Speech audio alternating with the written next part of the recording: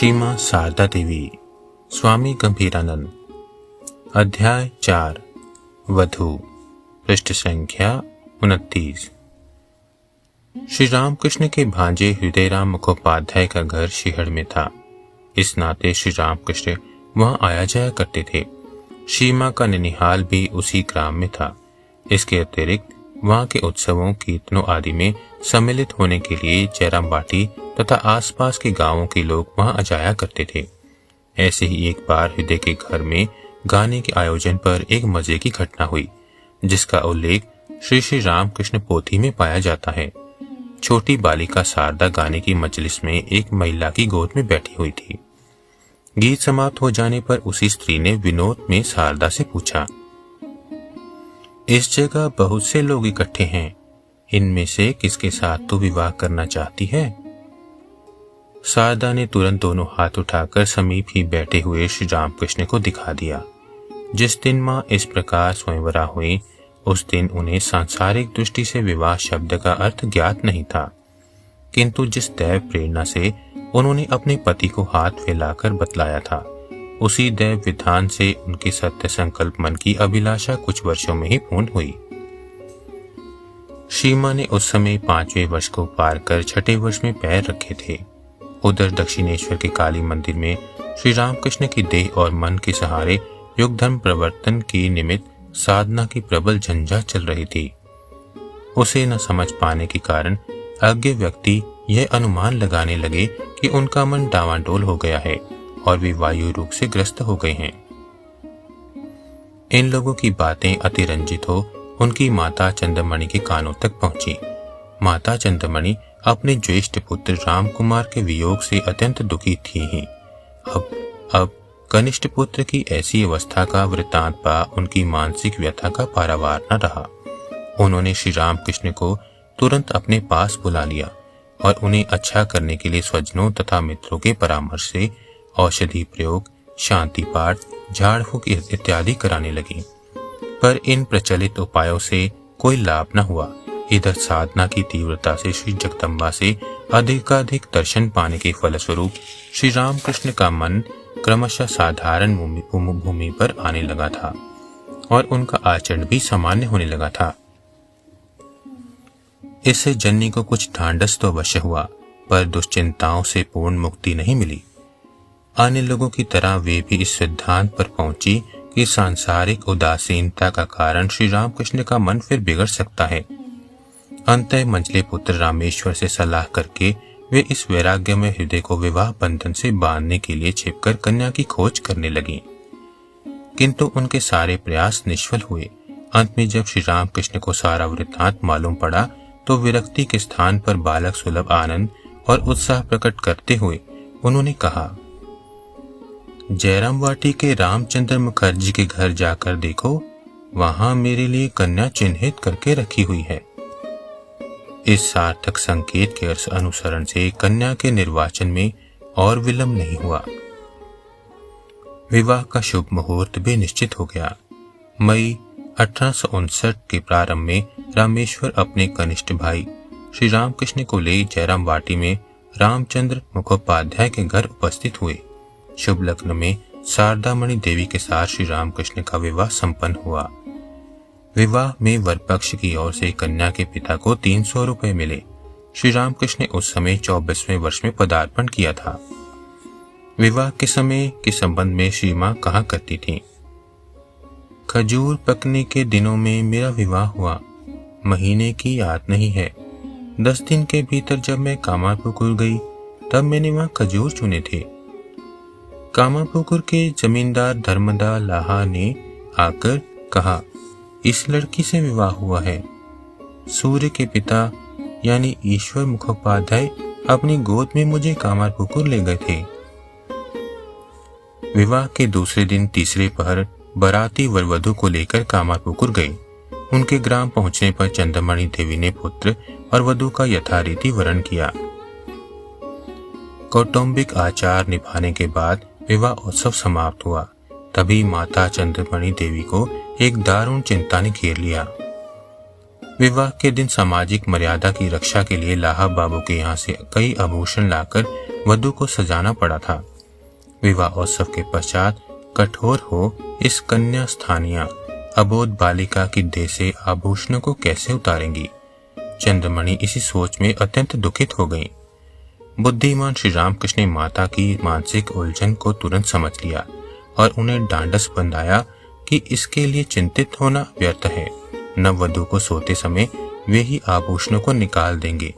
तदनुसार ही कार्य हुआ। श्री रामकृष्ण ने इतनी कुशलता से आभूषणों को निकाला कि वधू शारदा को पता तक न चला। परंतु प्रातःकाल शैया त्याग के पश्चात जब उसने अपनी देह आभूषणहीन देखी, तब हाथ बांह गर्दन को दिखाते हुए बोली, हमारे जो गहने यहाँ थे वे कहाँ गए। बालिका की ऐसी बात सुन चंद्रमणि देवी ने आंखों में आंसू भर उसे अपनी गोद में उठा लिया और दिलासा देते हुए बोली, बेटी, गदाई तुम्हें इनसे भी अच्छे अच्छे आभूषण देगा। इससे बालिका तो शांत हो गई, लेकिन उसी दिन जब उसके चाचा ने कामारपुकुर अपनी आंखों की पुत्री भतीजी को आभूषणहीन देखा, तब वे क्रोध से उसे गोद में उठाकर जयराम वाटी चले गए। इस बार श्री रामकृष्ण 2 वर्ष से अधिक समय तक दक्षिणेश्वर में रहे। विवाह के लगभग 2 वर्ष पश्चात संवत 1918 हेमंत ऋतु में वे अपनी ससुराल गए। उस समय की बात का स्मरण करके सीमा ने कहा था, मेरी 7 वर्ष की उम्र में ठाकुर जयराम वाटी आए थे। विवाह के पश्चात गौना होता है ना, तब उन्होंने मुझसे कहा, यदि तुमसे कोई पूछे कि कितने वर्ष में तुम्हारा विवाह हुआ तो 5 वर्ष बतलाना, 7 नहीं। कहीं गौने को ही मां विवाह न समझ लें, इसलिए श्री रामकृष्ण ने उनसे यह बात कही होगी। श्री रामकृष्ण को यह भी स्मरण होता था कि उस समय श्री रामकृष्ण के साथ आए हुए उनके भांजे हृदय ने कुछ कमल इकट्ठे कर छोटी सी मामी को ढूंढ निकाला था और उनके नितांत संकुचित होने पर भी उन कमलों से उनके चरणों की पूजा की थी। शारदा यद्यपि उस समय बालिका ही थी, तथापि उसने बिना किसी के सिखाए श्री रामकृष्ण के चरणों को धोया और पंखा झला। इससे बहुत से लोग हंस पड़े। जयराम वाटी से श्री रामकृष्ण शारदा को लेकर कामारपुकुर गए। इसके थोड़े ही दिन के पश्चात वे दक्षिणेश्वर लौटकर फिर साधना की अतल गहराइयों में डूब गए। इधर शारदा भी जयराम वाटी लौट आई और पहले की भांति स्नेहमयी माता के संरक्षण में ग्राम सौंदर्य के बीच अपने ढंग से वर्धित होने लगी। इसके पश्चात 13-14 वर्ष की अवस्था में सीमा 2 बार कामारपुकुर गई। श्री रामकृष्ण उस समय दक्षिणेश्वर में साधना में निमग्न थे। ससुराल में सीमा के जेठ, जेठानी और अन्य संबंधी थे।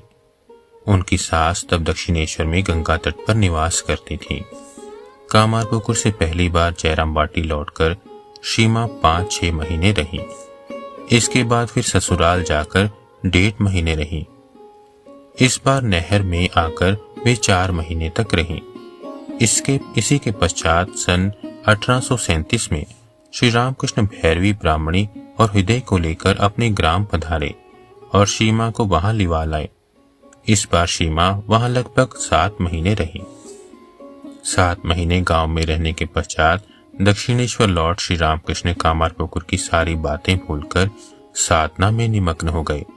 लेकिन कठिन साधनाओं के अंत में स्वास्थ्य गिर जाने के कारण चिकित्सकों के परामर्श से उनको सन 1880 तक कई वर्ष बरसात में कामारपुकुर जाकर चातुर्मास्य व्यतीत करना पड़ा। उस समय सीमा भी वहां उपस्थित हो जाती। इस सुदीर्घ काल में सीमा कितनी बार ससुराल गई और वहां कौन कौन सी घटनाएं घटी, उनकी जानकारी का अब कोई उपाय नहीं है। फिर भी सीमा आदि की स्मृति के आधार पर जो 2-4 घटनाएं संरक्षित हैं, उनके अधिकांश का समय बतलाना असंभव है। अतएव सिवाय संभाव्य स्थलों के कहीं और वह चेष्टा न कर हम कुछ घटनाओं का उल्लेख करेंगे और फिर भैरवी ब्राह्मणी के प्रसंग पर आ जाएंगे। 13 वर्ष की उम्र में जब सीमा कामारपुकुर में थी, उस समय की एक अलौकिक घटना सीमा के श्रीमुख से भक्तों ने इस प्रकार सुनी थी। पिछवाड़े की सड़क से कुछ मकानों को पार कर बड़े हलदार पुकुर में स्नान करने जाने में उन्हें डर लगता था। अतएव खिड़की के रास्ते बाहर आकर वे सोचने लगीं, मैं नई बहू हूं, अकेले कैसे स्नान करने जाऊं। इतने में उन्होंने देखा कि कहीं से 8 बालिकाएं आ गईं। सीमा भी तुरंत उनके साथ चल पड़ी। 4 बालिकाएं उनके आगे और 4 उनके पीछे। इस प्रकार सीमा को लिए हुए वे हलदार पुकुर पहुंची। सीमा ने स्नान किया, उन लड़कियों ने भी स्नान किया। फिर वे उसी प्रकार सीमा के घर तक आईं। माँ जब तक वहां थीं तब तक प्रतिदिन इसी भांति होता रहा। उनके मन में प्रायः प्रश्न उठा करता, ये बालिकाएं कौन हैं जो स्नान के समय नित्य आ जाती हैं। परंतु उन्हें ना तो कुछ मालूम पड़ा और ना उन्होंने उन बालिकाओं से ही कुछ पूछा। जयराम वाटी के जीवन में दरिद्रता और सैकड़ों कामों के बीच भी हम शिक्षा प्राप्ति के प्रति सीमा का आग्रह देख चुके हैं। हमें इस बात को ध्यान में रखना चाहिए कि समृद्ध एवं उच्च वर्ण के परिवार भी उस समय किताबी शिक्षा के प्रति उतने आकृष्ट नहीं थे। अतएव सीमा की इस चेष्टा में उनकी अदम्य स्पृहा देखकर हमें सचमुच ही आश्चर्य होता है। हम इस बात को जानकर और भी मुग्ध हो जाते हैं कि ससुराल के प्रतिकूल वातावरण में भी वह स्पृहा मिटने के बजाय बढ़ ही गई थी। सीमा ने कहा था, कामारपुकुर में लक्ष्मी और मैं वर्ण परिचय थोड़ा थोड़ा पढ़ा करती। भांजे हृदय ने मुझसे किताब छीन ली और कहा, स्त्रियों को लिखना पढ़ना नहीं सीखना चाहिए, आखिर क्या वे उपन्यास और नाटक पढ़ेंगी। लक्ष्मी ने अपनी किताब नहीं छोड़ी क्योंकि वह घर की लड़की थी। मैंने चुपके से एक आने में दूसरी पुस्तक खरीद मंगवाई। लक्ष्मी पाठशाला जाकर पढ़ाती और घर आकर मुझे पढ़ा दिया करती। इस प्रसंग में सीमा के ही कथनानुसार हम जान सकते हैं कि उनका यह विद्योत्साह बाद में ही भी बना हुआ था। उन्होंने कहा है, मेरा भली भांति लिखना पढ़ना दक्षिणेश्वर में हुआ। ठाकुर उस समय इलाज के लिए कलकत्ता श्यामपुकुर में थे। मैं बिल्कुल अकेली थी। भव मुखर्जी की एक लड़की स्नान करने आया करती। वह कभी कभी काफी देर तक मेरे पास रहती। वही नित्य मुझे पाठ पढ़ा जाती और उसे सुन लेती थी। मंदिर से जो शाक भाजी मेरे लिए आती उसमें से मैं उसे बहुत सा दे देती। इस विद्याभ्यास के फलस्वरूप वे रामायण पढ़ लेती थीं, परंतु विशेष लिख नहीं सकती थीं। यहाँ तक कि आखिरी उम्र में हस्ताक्षर भी नहीं कर सकती थीं। सीमा की प्रत्येक बात से ससुराल के सभी लोगों के प्रति आंतरिक श्रद्धा भक्ति एवं स्नेह का परिचय मिलता था। वे अपने ससुर के संबंध में गर्वपूर्वक कहा करती थीं, मेरे ससुर बड़े तेजस्वी और निष्ठावान ब्राह्मण थे। वे अपरिग्रहशील थे। घर पर दी जाने वाली वस्तुओं के लिए भी उनकी मनाही थी, पर मेरी सास को यदि कोई कुछ छिपा कर दे देता तो वे उसे रांध कर इष्ट देवता रघुवीर को भोग लगाती और सबको प्रसाद रूप में बांट देती। यह बात मालूम होने पर ससुर जी अत्यंत क्रुद्ध होते। उनमें भक्ति बहुत थी। शीतला माता उनके साथ साथ घूमती। रात के आखिरी भाग में नींद से उठकर फूल तोड़ने जाना उनका नित्य का काम था। एक दिन वे गांव के जमींदार लाहा के बाग बगीचे में गए थे। एक 9 वर्ष की लड़की ने आकर उनसे कहा, बाबूजी इधर आओ, इस और की डाल में खूब फूल हैं। अच्छा, मैं इसे झुका देती हूँ, तुम इन्हें तोड़ो। उन्होंने पूछा, इस समय यहाँ तुम कौन हो बेटी? लड़की ने उत्तर दिया, अजी मैं हूँ, मैं इसी हलदार के घर की हूँ। वे ऐसे थे तभी तो भगवान ने उनके घर जन्म लिया।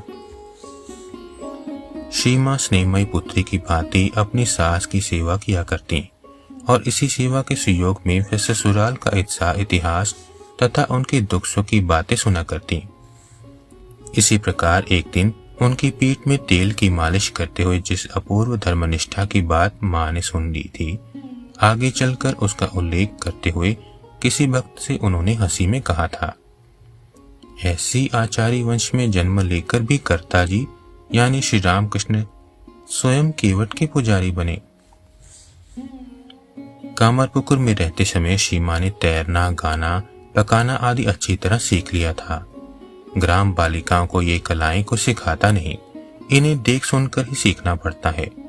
उन दिनों बाउलों और भिखारियों के मुख से अनेक तथ्यपूर्ण सुंदर गीत सुने जाते थे तथा पौराणिक अभिनयों तथा द्वारा सबको धार्मिक उपदेश आदि प्राप्त होते थे।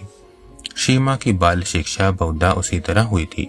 फिर जयराम वाटी और कामरपुकुर के दैन्यमय जीवन ने उन्हें कामों में व्यस्त कर उन्हें बहुत कुछ सिखाया था। उस शिक्षा की परिपूर्णता श्री रामकृष्ण के चरणों के नीचे बैठकर साधित हुई थी। सीमा जब कामरपुकुर आई तब श्री रामकृष्ण उन्हें अनेक भांति की शिक्षा देने में प्रवृत्त हुए। उन्हीं का मुंह ताकने वाली किशोरी का हृदय श्री रामकृष्ण ने प्रेम से जीतकर उसमें अपने अनुभव की समस्त ज्ञान राशि प्रवाहित कर दी। एक और जैसे उन्होंने अपने त्यागमय जीवन का ज्वलंत आदर्श सीमा के सम्मुख रखा और उन्हें उच्च आध्यात्मिक जीवन की प्राप्ति के लिए उपयोगी चरित्र गठन की शिक्षा दी। वैसे ही दूसरी ओर गृहस्थी के नित्य कर्म, देव द्विज अतिथि सेवा, गुरुजनों पर श्रद्धा, छोटों के प्रति स्नेह, परिवार की सेवा में आत्मसमर्पण आदि अनेक विषयों पर उनको उपदेश दिया। सदा देश, काल और परिस्थिति का विचार करके चलना, इस नीति को सामने रखते हुए लोगों से बर्ताव करना, परिवार के प्रत्येक प्राणी की रुचि, स्वभाव और प्रयोजन के अनुसार उससे आदान प्रदान करना, नाव या गाड़ी में जाते समय सामान के बारे में सतर्क रहना, यहाँ तक कि दीपक की बत्ती किस प्रकार काढ़ी जाए इत्यादि कोई भी बात उस अपूर्व शिक्षा से छूट नहीं पाई। इस काम गंधहीन, स्वार्थ रहित, आनंदपूर्ण उपदेश से सरल, पूत चरित्र, धर्मप्राणा, पतिव्रता ग्राम्य बालिका कितनी आनंदित हुई थी, इसका उल्लेख उसने बाद में कुछ स्त्री भक्तों के इस प्रकार किया था। ऐसा लगता था मानो हृदय में आनंद का पूर्ण घट स्थापित कर दिया गया है। उस समय से मैं सर्वदा यही अनुभव किया करती थी। उस धीर स्थिर दिव्य उल्लास से हृदय कितना भरा रहता था, उसका वर्णन नहीं किया जा सकता।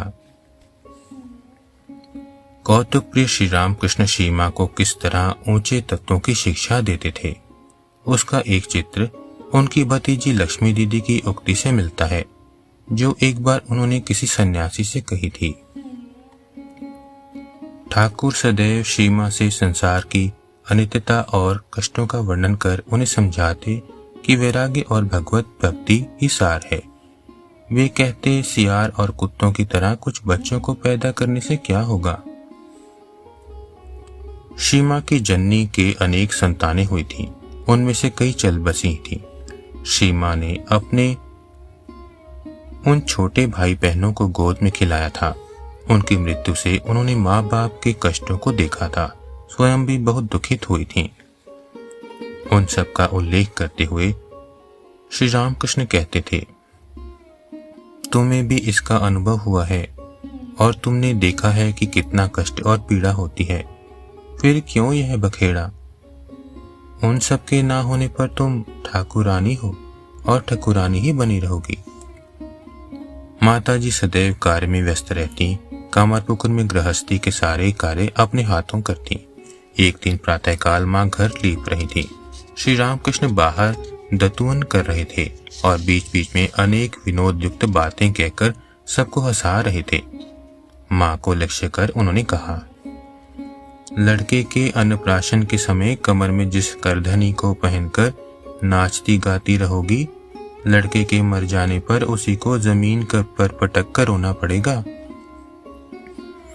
लज्जाशीला माँ सब चुपचाप सुन रही थी, परंतु जब ठाकुर बार बार लड़के के मरने की बात कहने लगे, तब अंत में माँ ने धीरे से कहा, क्या सबके मर जाएंगे। सीमा के मुख से यह शब्द निकल ही पाए थे कि ठाकुर ने जोर जोर से कहा, अरे गोकुरे सांप की पूंछ पर पांव पड़ गया रे। मैं तो सोचता था सीधी सादी औरत है, कुछ जानती नहीं, पर भीतर सब कुछ है। कैसी कह रही है, क्या सबके मर जाएंगे। माँ तेजी से निकल गईं। कलकत्ते के संकोचपूर्ण व्यवहार से मुक्त हो श्री रामकृष्ण कामरपुकुर में कुछ अधिक स्वच्छंदता का अनुभव करते थे। और दूसरों के साथ वैसा ही व्यवहार करते थे। एक बार निकट के किसी ग्राम में अभिनय होने वाला था। सीमा परिवार की एक महिला के साथ जाना चाहती थी, पर श्री रामकृष्ण ने अनुमति नहीं दी। उन्हें लगा कि वहां ना जाने देने से स्त्रियों के मन में कष्ट हुआ होगा। इससे वे स्वयं दुखी हुए और उन लोगों से कहा कि वे स्वयं सारा अभिनय उन्हें दिखाएंगे। उस अभिनय को उन्होंने केवल एक बार देखा था, किंतु अपनी अनोखी स्मरण शक्ति और नाट्य कुशलता के सहारे सुरताल के साथ उन्होंने समस्त खेल का इतनी खूबी से अभिनय किया कि महिलाएं अभिनय ना देखने का सारा दुख भूल गईं और वे मंत्रमुग्ध से श्री रामकृष्ण की अंग भंगिमा, वाक्यालाप और संगीत आदि देखने सुनने लगीं। श्री रामकृष्ण के कामारपुकुर के रहन सहन के संबंध में सीमा ने कहा है, मैंने उन्हें कभी निरानंद में नहीं देखा। 5 वर्ष के लड़के अथवा 80 वर्ष के बूढ़े सभी के साथ मिलकर आनंद मनाते देखा। कामारपुकुर में सवेरे उठते ही कहते थे, आज मैं अमूक चीज खाऊंगा, इसी को पकाना। हम लोग वही पकाती थी। कुछ दिनों के बाद भी कह उठे, अरे मुझे यह क्या हो गया है, सवेरे उठते ही क्या खाऊंगा की रट लगा देता हूँ। राम राम। मुझसे कहा, अब मुझे कुछ भी खाने की इच्छा नहीं है। तुम लोग जो कुछ बनाओगी, जो कुछ दोगी, वही खा लूंगा। तंदुरुस्ती के लिए कामारपुकुर जाते थे। दक्षिणेश्वर में उन्हें पेट की गड़बड़ी रहती थी ना, इसलिए वे कहा करते, राम राम, पेट में केवल मल भरा है और वही बह रहा है। इन सब कारणों से बाद में उन्हें शरीर में घृणा हो गई, फिर शरीर की खबरदारी तक नहीं लेते थे। रसिक श्रेष्ठ श्री रामकृष्ण की रसिकता का एक बड़ा ही मजेदार उदाहरण है। सीमा ने कहा है, कामारपुकुर में लक्ष्मी की माँ और मैं खाना पकाती थी। एक दिन ठाकुर और हृदय बैठे थे। लक्ष्मी की माँ भोजन अच्छा बनाती थी। उसने जो चीज पकाई थी उसे खाकर ठाकुर ने कहा, अरे हिदू, इसे जिसने पकाया है वह रामदास वैद्य है। और जो मैंने पकाया था उसे खाकर बोले, और यह श्रीनाथ सेन ने बनाया है। श्रीनाथ सेन गवई वैद्य थे। लक्ष्मी की माँ तो हुई रामदास वैद्य और मैं हुई श्रीनाथ वैद्य। यह सुनकर हृदय ने कहा, ठीक तो है, लेकिन इस गवई वैद्य की को तुम हर समय पा सकते हो, यहाँ तक कि अपने पैर दबाने को भी। बस बुलाने भर की देर है। रामदास वैद्य को बहुत से रुपए देने पड़ेंगे और वह हर समय थोड़े ही मिलेगा। फिर लोग पहले गवई वैद्य को ही बुलाते हैं। वह सब समय तुम्हारे भरोसा है। ठाकुर ने कहा, ठीक है, यह हर समय हाजिर है।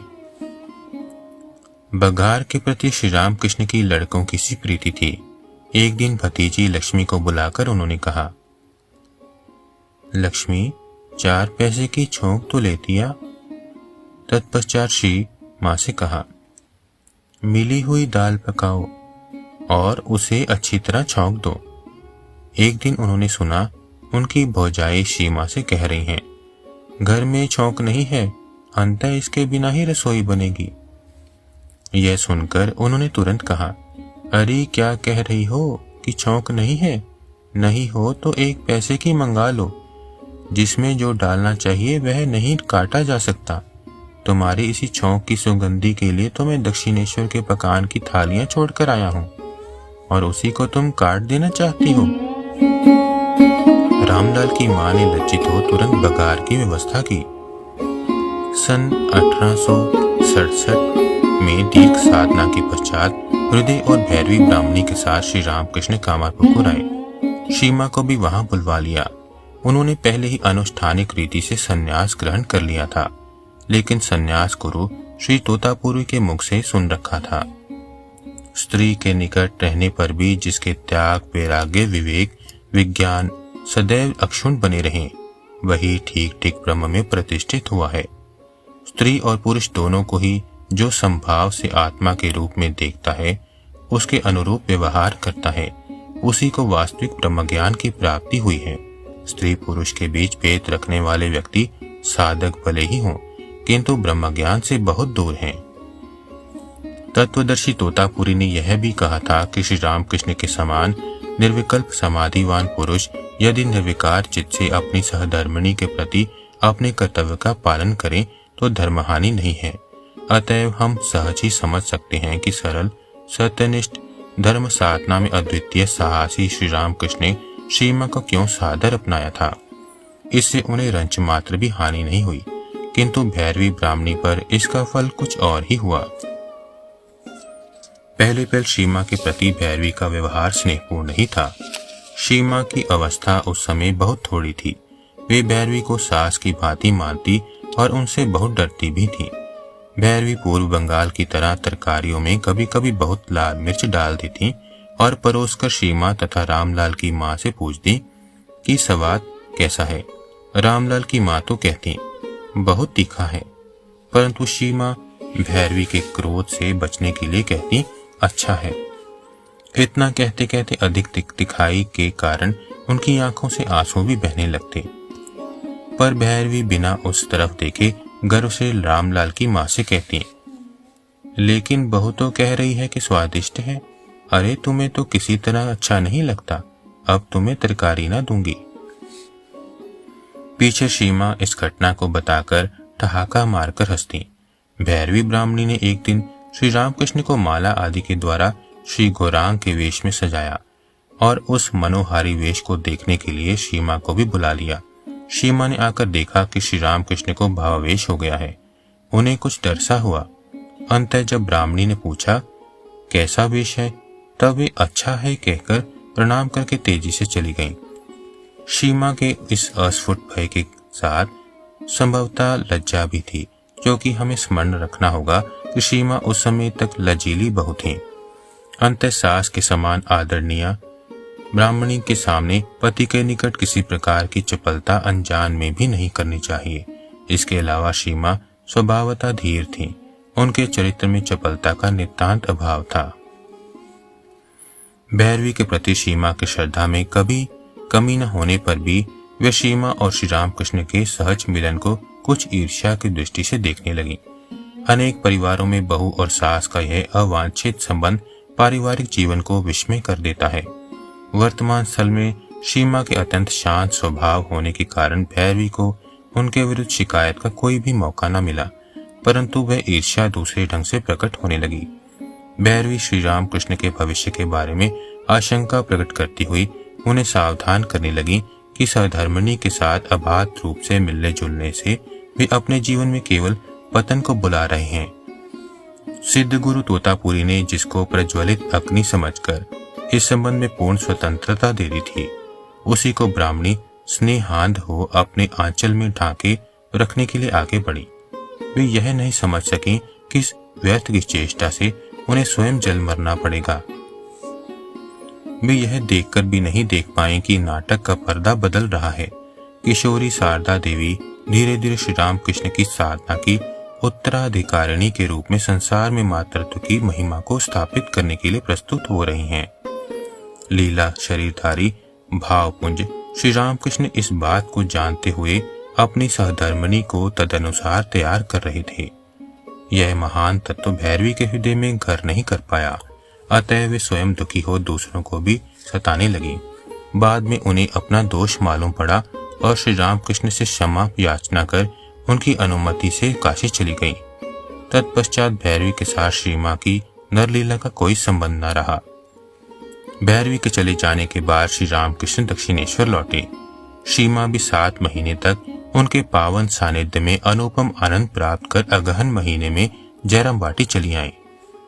श्री रामकृष्ण के सानिध्य से उत्पन्न पूर्वोक्त आनंद की उपलब्धि से उनके रहन सहन बोलचाल आदि में जो परिवर्तन हुआ उसे हम भली भांति समझ सकते हैं, किंतु साधारण लोगों ने इसे शायद ही समझा हो, क्योंकि उस आनंदोपलब्धि ने सीमा को चपल न बना शांत, प्रलग्न न बना चिंतनशील, स्वार्थ परायण न बना निस्वार्थ प्रेमी का बना दिया और उनके हृदय के सारे अभावों को दूर करते हुए जन साधारण के कष्टों के प्रति उन्हें अनंत संवेदनशील बना धीरे धीरे उन्हें करुणा की साक्षात प्रतिमा के रूप में परिणत कर दिया।